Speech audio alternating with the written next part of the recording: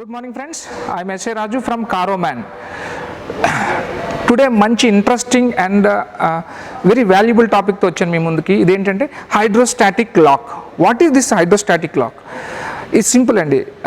Hydrostatic lock అంటే మీకు ఎప్పుడు తెలుస్తుంది అంటే, మీ వెహికల్ ఎప్పుడైనా వాటర్లో నుంచి పాస్ అయ్యి వెహికల్ ఆగిపోయి షోరూమ్కి ఇస్తే, లేకపోతే మీ మెకానిక్కి ఇస్తే ఆయన అంటాడు, సార్ మీ ఇంజిన్ పోయింది అంటాడు. సో ఇదే హైడ్రోస్టాటిక్ లాక్ అండి, as a layman language. But hydrostatic lock అంటే ఏంటి, అది ఎందుకు జరుగుతుంది, దాన్ని మనం ఎలా అవాయిడ్ చేయొచ్చు, so that we can save huge money, దాన్ని మనం ఏమైనా ఇన్సూరెన్స్ క్లెయిమ్ చేయగలమా? ఈరోజు ఈ వీడియోలో ఈ 3 టాపిక్స్ మీకు డీటెయిల్గా కవర్ చేయబోతున్నాను. Please come with me. Hydrostatic lock గురించి చెప్పే ముందు మీకు ఒక ప్రాసెస్ చూపిస్తాను. యాక్చువల్గా మనం వాటర్ లాగిన్ ఏరియాలో నుంచి వెళ్ళేటప్పుడు ఏం జరుగుతుంది అంటే, మనం చూస్తే మనం అంటాము వాటర్ ఏమో 2 feet వాటర్ ఉంది, మన ఇంజిన్ ఏమో 4 feet పైన ఉంటుంది, ఇంజిన్లోకి ఎట్లా వాటర్ వెళ్తుంది అన్నది చాలామంది కస్టమర్స్కి అర్థం కాదు. సో ఒక్కసారి మనం క్లారిఫై చేద్దాం. సో ఎప్పుడైతే మనం వాటర్ లాగిన్ ఏరియాస్ ఇది వెళ్ళేటప్పుడు ఫస్ట్ ఏం జరుగుతుందంటే, వెహికల్ ఆగిపోతుంది. వెహికల్ ఆగిపోయింది అనుకోండి, ఆగిపోయినప్పుడు ఏం జరుగుతుందంటే, ఈ సైలెన్సర్లో నుంచి వాటరు మొత్తం సైలెన్సర్ అంతా నిండిపోతుంది. అసలు వెహికల్ ఎందుకు ఆగిపోతుంది? మనం కాలేజ్ రోజుల్లో చేసినప్పుడు మన ఫ్రెండ్ బైక్లోని అరటిపండు తొక్క పెట్టి లాక్ చేస్తాం, లేకపోతే ఏదో కాటన్ వేస్ట్ పెడతాం, వాటి పాపం కొడతాడు, బైక్ స్టార్ట్ కాదు. సింపుల్ అండి. ఎప్పుడైతే ఇక్కడ ఎగ్జాస్ట్ వాటర్ ద్వారా బ్లాక్ చేసేస్తుందో, ఎగ్జాస్ట్ బయటికి రాలేక ఇంజిన్ ఆఫ్ అయిపోతుంది. ఇంజిన్ ఎప్పుడైతే ఆఫ్ అయిపోతుందో ఇమ్మీడియట్గా వాటర్ అంతా ఇందులో నిండిపోతుంది. మొత్తం ఈ సైలెన్సర్ నిండా నేను చూడండి మీరు, ఒక సైలెన్సర్ మొత్తం ఇది. సో ఈ silencer will connected to the engine అండి. పైన మీరు 4 feet పైన ఉందనుకున్న ఇంజిన్ కూడా ఆల్మోస్ట్ ఆల్ పై వరకు ఇది కనెక్ట్ అయి ఉంటుంది. ఇది 80% కేసెస్లో ఈ హైడ్రోస్టాటిక్ లాక్ ఎగ్జాస్ట్ ద్వారానే జరుగుతుంది. కొన్ని కేసెస్లో ఇన్లెట్ కూడా జరుగుతుంది. ఇన్లెట్ అంటే మన ఎయిర్ ఫిల్టర్లో నుంచి వాటర్ ఇంజిన్లోకి వెళ్ళిపోతుంది. కొన్ని కార్స్కి ఎయిర్ ఫిల్టరు సెక్షన్ కిందకు ఉంటుందన్నమాట.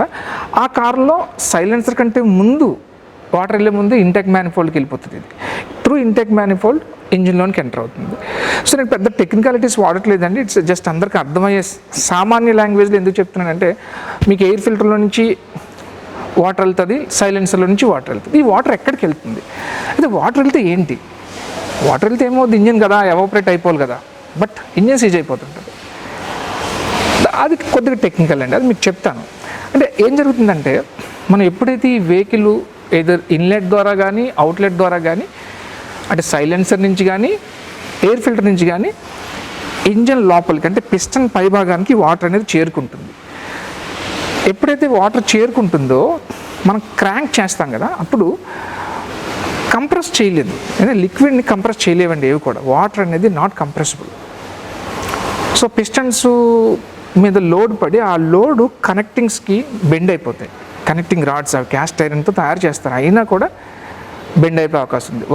ఒక్క కనెక్టింగ్ రాడ్ బెండ్ అయితే చాలు, ఇంజిన్ మొత్తం చేయనవసరం లేదు. ఒక్క కనెక్టింగ్ రాడ్లో చిన్న బెండ్ వచ్చినా, ఒక 5 to 6 degrees ఒక 10 degrees బెండ్ వచ్చినా కూడా ఆ పర్టికులర్ మొత్తం ఆ మొమెంటమ్ని మొత్తం ఎఫెక్ట్ చేస్తాయి.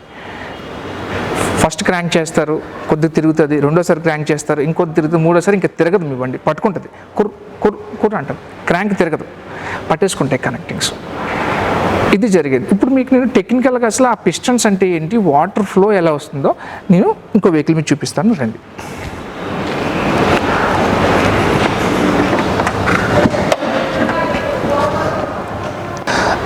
ఫ్రెండ్స్, ఇప్పుడు మీకు అక్కడ వాటర్ ఎక్కడికి వస్తుందంటే, ఇది ఎగ్జాస్ట్ మ్యానిఫోల్డ్. ఈ ఎగ్జాస్ట్ మ్యానిఫోల్డ్ నుంచి మనకి వాల్వ్స్ ద్వారా ఈ లోపలికి చేరుకుంటుంది. Water will enter into above the pistons. Once water has been entered into the pistons, మనం ఎప్పుడైతే క్రాంక్ చేస్తామో అప్పుడు లిక్విడ్ అనేది కంప్రెస్ అవ్వదు. లిక్విడ్ ఎప్పుడైతే కంప్రెస్ అవ్వదో మనకి లోపల కనెక్టింగ్ రాడ్స్ అనేవి బెండ్ అయిపోతాయి.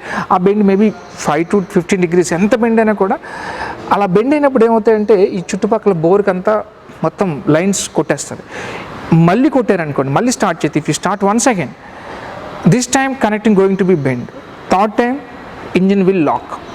ఇంకా మీకు క్రాంక్ చేసిన వెహికల్ అనేది క్రాంక్ కూడా అవ్వదు, ఫస్ట్ క్రాంక్ అవుతుంది, ఫస్ట్ 2 to 3 times క్రాంక్ అవుతుంది, 4th time క్రాంక్ కూడా అవ్వదు, ఎందుకంటే మొత్తం పిస్టన్స్ అన్ని పట్టుకుంటాయి లోపల బోర్కి. సో ఇది హైడ్రోస్టాటిక్ లాక్. అయితే దీన్ని మనం ఎలాగా అవాయిడ్ చేయొచ్చు? సో ఫర్ ఎగ్జాంపుల్ దీన్ని అవాయిడ్ చేయాలంటే సింపుల్. మన వాటర్ లాగిన్ ఏరియాకి వెళ్ళేటప్పుడు ఒక్కసారి గుర్తుపెట్టుకోవాల్సింది ఏంటంటే, వాటర్ అసలు మనం పాస్ అవ్వగలమా లేదా, సాధారణంగా అది అసెస్మెంట్ చేస్తారు మీరు. ఆ అసెస్మెంట్ని కొద్దిగా టెక్నికల్గా గుర్తుపెట్టుకోండి. ఫర్ ఎగ్జాంపుల్, మీ ముందు ఒక కార్ వెళ్తుంది, there is a water logging area, మీ ముందు ఒక కార్ వెళ్ళింది. సో జస్ట్ అబ్జర్వ్, ఆ car half of the tyre ఉందా, వాటర్ అబౌవ్ ద టైర్ ఉందా. సో ఫుల్గా ఆ కారు యొక్క టైర్ అబౌవ్ టైర్ లెవెల్కి వాటర్ వెళ్తున్నారు అనుకోండి, దేర్ ఇన్ రిస్క్. సో మీరు రిస్క్ తీసుకోవద్దు. అప్పుడు మీ వెహికల్ కొద్దిగా ఆగండి, వాటర్ సెటిల్డ్ అయినంత వరకు ఆగిన తర్వాత అప్పుడు వెళ్ళండి. లేదు ఒక్కొక్కసారి మనం వెళ్ళిపోయాం, we don't know but we entered, వెళ్ళిన తర్వాత మనకు వెహికల్ ఆఫ్ అయిపోయింది, ఆ వాటర్ లాగిన్ ఏరియాలో వెహికల్ ఆఫ్ అయిపోయింది. సో ఇక్కడ ఏం చేయాలంటే, మీరు వెహికల్ స్టార్ట్ చేయొద్దండి, యాజ్ సింపుల్ యాజ్ దట్. ఎందుకంటే వెహికల్ ఆఫ్ అయిపోయింది అంటే సైలెన్సర్లో నుంచో ఇంటెక్ మ్యానిఫోల్డ్ నుంచో ఎక్కడో దగ్గర నుంచి వాటర్ అయితే వెళ్ళిపోయింది. దాన్ని ఇప్పుడు మీరేం చేయలేరు, రిస్క్ తీసుకుంటారు. అంటే ఇల్లు ఉండదు అనే రిస్క్ తీసుకొని కొట్టచ్చు.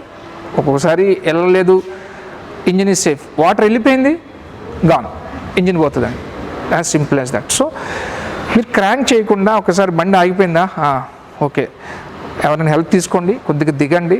కోర్స్ కొద్దిగా షూకి పాడవుతుంది, పర్వాలేదు, పక్కన పెట్టుకొని నెక్స్ట్ డే మీ సర్వీస్ సెంటర్ వాళ్ళకి పిలిపించుకోండి, షోరూమ్ తీసుకెళ్తే వాళ్ళ ఆయిల్ ఫిల్టర్ చేంజ్ చేసేసి వెహికల్ స్టార్ట్ చేసి ఇచ్చేస్తారు. మ్యాక్సిమం 2500 అయిపోతుంది మీ ఖర్చు మొత్తం. చిన్న వెహికల్స్కి అయితే, పెద్ద వెహికల్స్ అఫ్కోర్స్ అది మీకు తెలుసు. ఇది మనం తీసుకోవాల్సిన ఫస్ట్ ప్రికాషన్ అండి.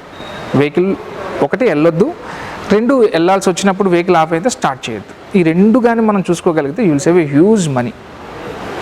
సరే, ఈ 2 కాలేదు, ఇంజిన్ సీజ్ అయిపోయింది. So what about insurance? Yes, insurance అనేది ఈ హైడ్రోస్టాటిక్ లాక్కి ఒక పర్టికులర్ పెరిల్ అంటారండి. దీన్ని మీరు స్పెషల్గా తీసుకోవాలి. స్టాండర్డ్ కాంప్రహెన్సివ్ పాలసీలో ఇవి కవరేజ్ ఉండదు. అంటే మీ వెహికల్ స్టాండర్డ్గా కాంప్రహెన్సివ్ పాలసీస్ ఉంటాయి, different kind of policies nowadays. So మీ ఇన్సూరెన్స్ ఏజెంట్ని కానీ మీ ఇన్సూరెన్స్ కంపెనీని కానీ మీరు అడగాలి రెన్యువల్ చేసేటప్పుడు, నాకు ఇలాగా హైడ్రోస్టాటిక్ లాక్ అయిందనుకో, నాకు కవరేజ్ కావాలి, for that what you're going to charge. So వాళ్ళు చెప్తారు, సార్ హైడ్రోస్టాటిక్ లాక్లో ఈ కవరేజ్ ఇస్తాము, ఇంత ప్రీమియం అవుతుంది. తీసుకున్నారనుకోండి, హ్యాపీ అని చెప్పలేను, ఎందుకంటే హైడ్రోస్టాటిక్ లాక్ మీకు ఇన్సూరెన్స్ కవరేజ్ ఉన్నా కూడా కొంత అమౌంట్ అయితే మీకు షేర్ చేసుకోవాల్సి వస్తుంది. That depends upon age of your car.